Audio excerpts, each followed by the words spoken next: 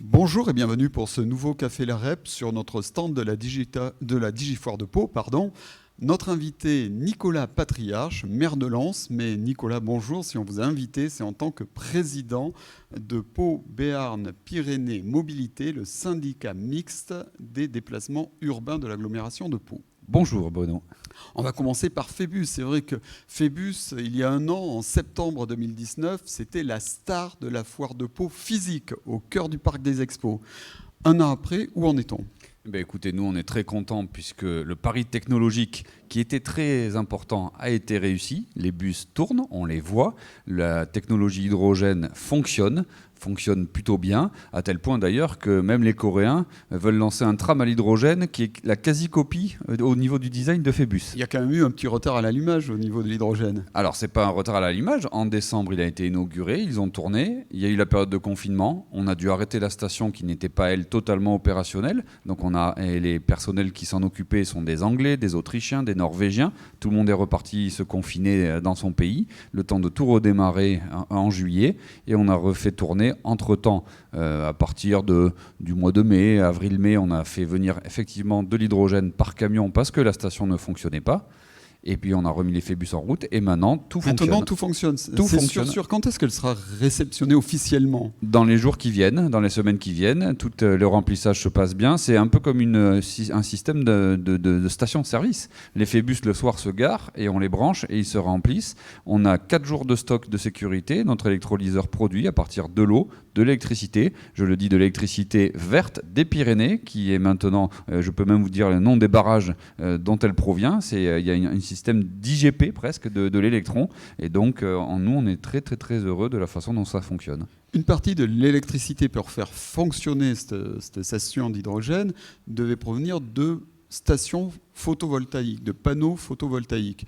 Ce parc, il en est où actuellement ? Alors ça, c'était un petit plus, c'était pas dans le projet de départ, mais vous savez, François Bayrou a parfois plein d'idées à la minute, et c'en était une, et il a raison d'ailleurs, l'idée de se dire qu'on peut produire localement, y compris notre électricité, même si elle vient, comme je l'ai dit, des Pyrénées, c'est pas très loin, mais on peut faire encore mieux. Et donc on a créé, lors du dernier conseil communautaire, une société qui va avoir pour mission, une société publique, qui va avoir pour mission de produire de l'électricité à partir de panneaux photovoltaïques qui vont être mis sur le stade du hameau, et puis il y a d'autres projets comme produire sur le Gave avec une turbine du côté de Meillon, voilà, des choses qui avancent. Donc cette agglomération profite de ces projets pour baisser son empreinte carbone. Sur le projet Phébus, il y a un point important, ce sont les parkings relais.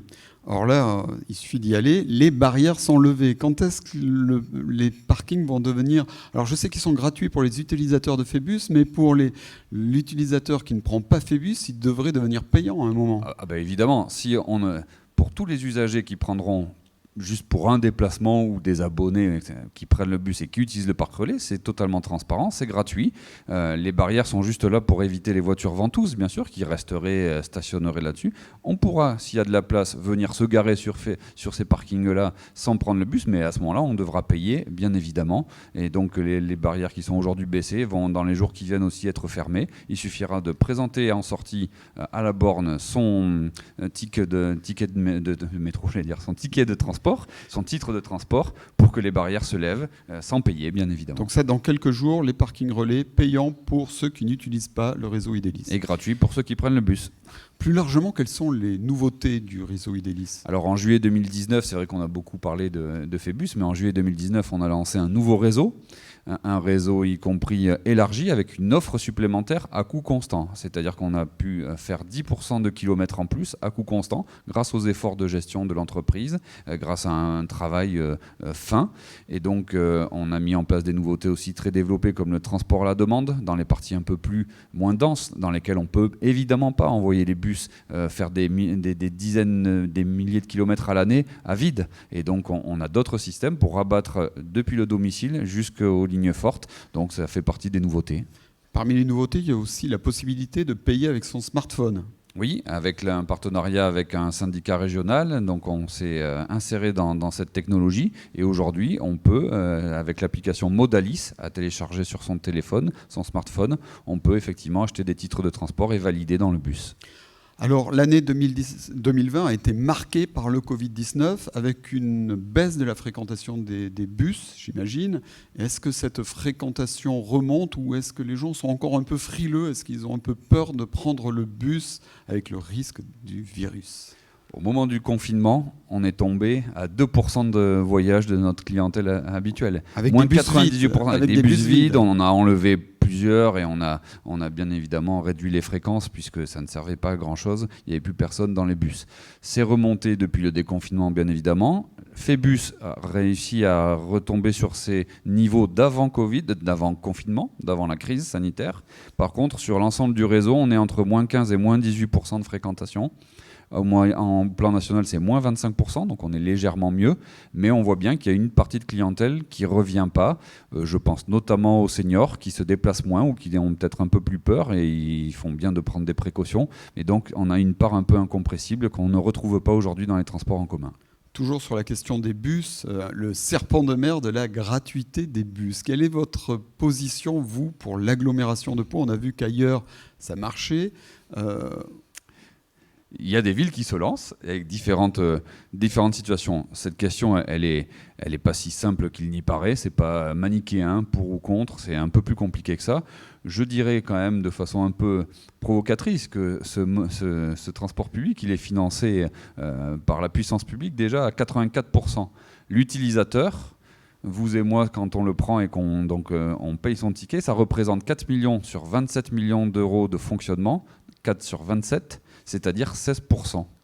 Donc c'est déjà très largement subventionné. La question de la gratuité est plus complexe parce que dans les villes où ça se fait d'ailleurs, souvent ça fait une explosion de fréquentation, mais à regarder qui prend le bus. Est-ce que c'est les voitures? Pas toujours, c'est plutôt parfois des piétons ou des cyclistes quand il fait mauvais qui montent. Ça fait grossir les grosses lignes au détriment des petites et donc ces 4 millions dont je parle, il faut bien les prendre quelque part. Oui, mais ces 4 millions, c'est le prix d'un service que l'on peut offrir gratuitement à toute la population, aux utilisateurs occasionnels qui pourraient prendre le réflexe de monter dans le bus. Ces 4 millions, l'agglomération, elle investit à peu près une vingtaine à 20-25 millions par an. C'est 4 millions qui vont manquer sur d'autres politiques publiques. C'est des choix aussi.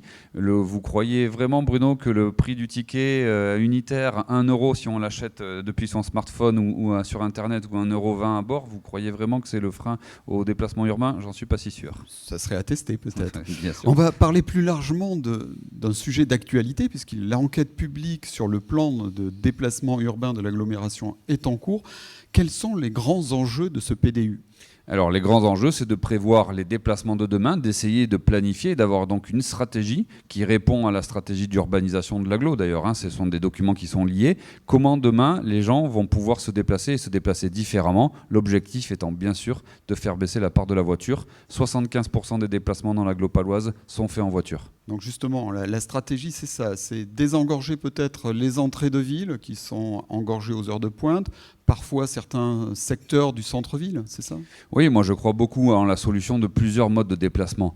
Et hormis parfois, je sais qu'il y a des militants très puissants de certaines formes de déplacement actifs, comme le vélo. Oui, Pau à vélo, par exemple, par hasard. Pau à vélo, pardon, qui est une association très active, c'est un peu votre aiguillon. Voire radical, et ils se revendiquent eux-mêmes radicaux. Non, mais c'est un aiguillon. Mais il en quand faut. Même. Le rôle d'une puissance publique, c'est de concilier les différents intérêts. Chaque jour, je ne vais pas me déplacer forcément, à moins d'être vraiment un militant du vélo, mais au sens noble du terme. Mais je ne vais pas forcément me déplacer. Vous savez que la plupart de nos déplacements, on réfléchit toujours au domicile-travail. La plupart de nos déplacements, ils ont lieu dans un cercle de 3 km. Ceux-là, on peut les faire pour aller acheter son pain, pour aller à la pharmacie, je ne sais quoi, aller à la poste, aller ce qu'on veut. Cela, on peut les faire autrement qu'en voiture, ça c'est sûr. Et il faut qu'on le facilite à travers une combinaison de possibilités. Le piéton, peut-être une opportunité de rendre certaines rues piétonnes ? Mais, ce qui est clair, c'est qu'après la voiture, le deuxième mode le plus utilisé, c'est la marche. c'est la marche à pied. Donc il faut aussi la favoriser. On parle beaucoup du vélo, c'est vrai, mais les aménagements piétons, les réflexions de liaison dans les quartiers, et je vous disais qu'on a beaucoup de déplacements qui sont dans un rond autour de chez soi, donc de 3 km, on peut faire autrement. Donc ça suppose des aménagements qui facilitent et qui donnent surtout, comme pour le vélo, de se sentir en sécurité. Si on veut que les gens l'utilisent, il faut qu'on se sente en sécurité. Et c'est pas toujours aussi facile qu'il n'y paraît. Alors pour aller un peu plus loin, parfois on prend le train et on parle d'un projet de train à cadencement. Avec la réouverture de la gare de l'Escar, une nouvelle gare à Jurançon, on en est où de tout ça? Vous me connaissez maintenant depuis quelques années, moi j'aime pas faire rêver pour rien. L'idée du train, elle est très séduisante, mais elle est très complexe. 1 kilomètre de train, juste en coût de fonctionnement, c'est entre 18 € et 25 € le kilomètre.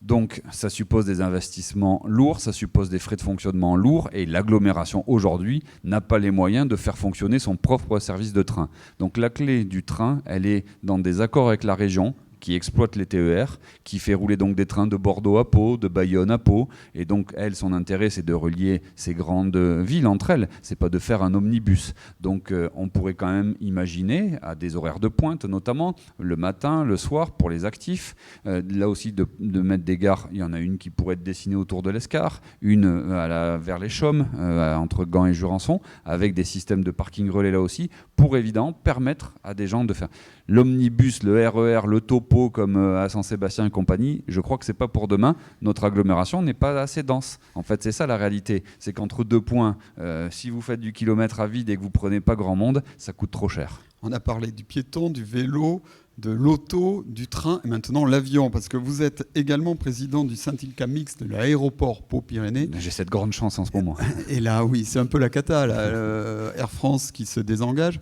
Encore l'annonce de la suppression du vol du matin qui était prisé notamment par tous les professionnels. On en est où, l'aéroport? Je crois que c'est divisé par 3 la fréquentation cette année.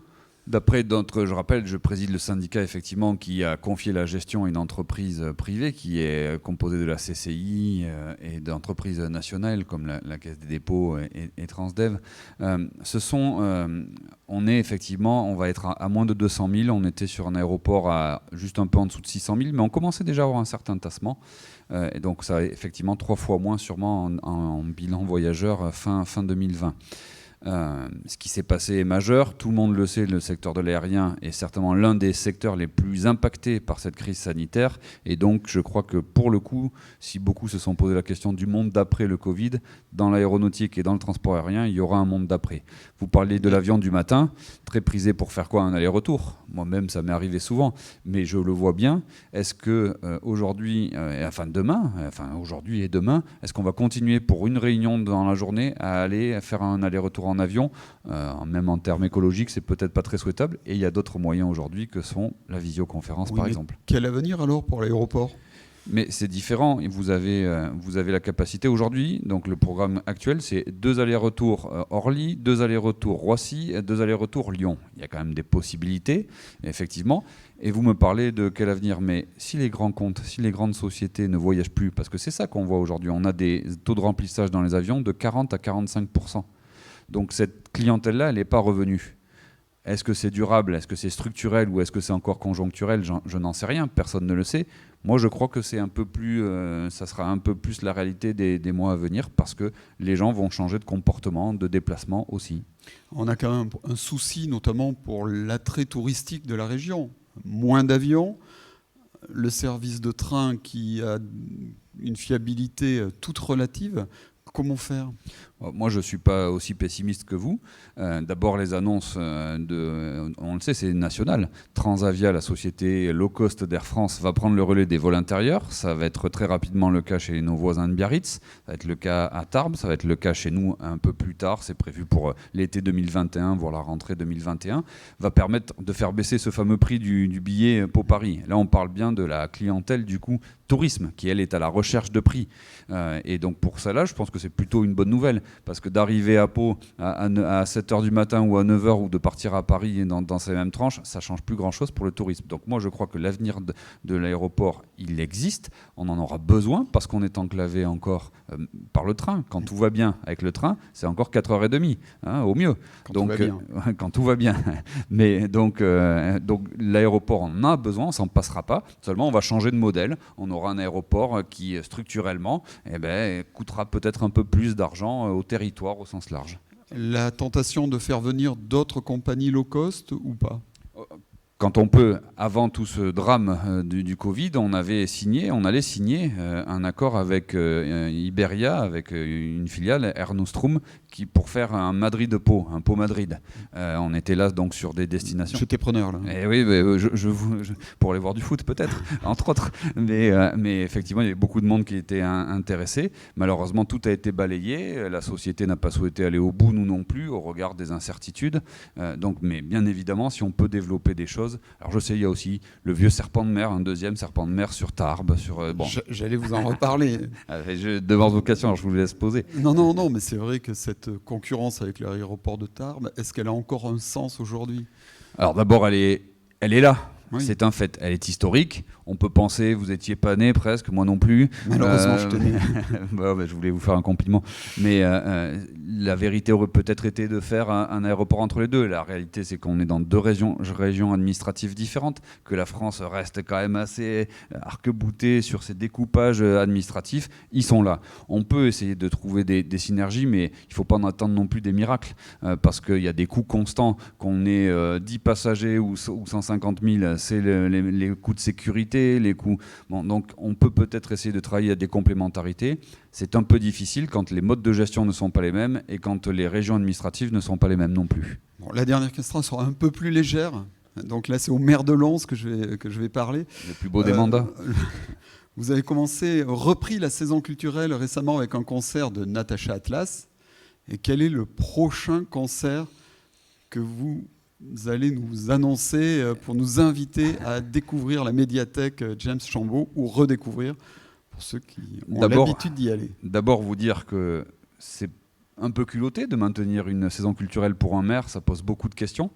On perd de l'argent, on va se dire les choses. Enfin, on investit, du coup, la façon de le voir, on investit de l'argent public pour la culture et c'est important. C'est quand même assez nécessaire d'avoir moi, je pense que c'est totalement nécessaire, mais c'est pas le cas de tout le monde. Nous, on continue bien sûr de jouer le rôle. Et donc, pour le concert de Natacha Atlas, il y avait 200 personnes vendredi soir. Ça a bien fonctionné. C'est à peu près la jauge maxi que l'on peut faire à cause des contraintes sanitaires.